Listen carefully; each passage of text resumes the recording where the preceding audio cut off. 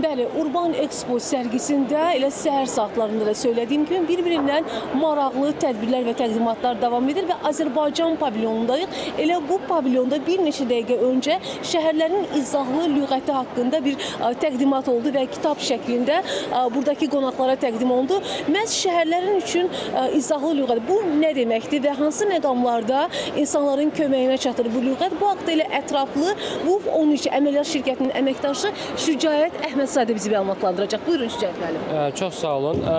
Ümumiyyətlə bu kitab Azərbaycan dilində ilk dəfədir ki, çap olunur. Azərbaycanda bu cür bir kitabın hələ çapı baş tutmayıb.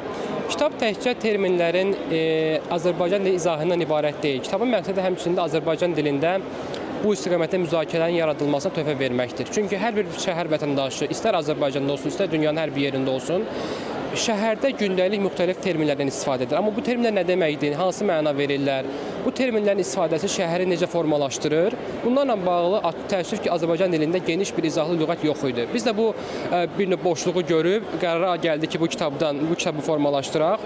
Kitab iki dildə çap olunub. Həm Azərbaycanda, həm ingiliscə terminlər orada izah olunur. Gördüyünüz kimi içərisində məsələn bir tərəf Azərbaycandadırsa, iki tərəf ingiliscədir.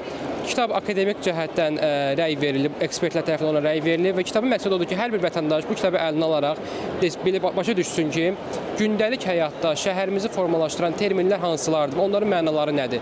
Bununla da Azərbaycandakı ümumiyyətlə urbanistika sahəsində biz akademik töhfə verməyi hədəfləyirik. Ümid edirik ki, bu hamı üçün faydalı olacaq.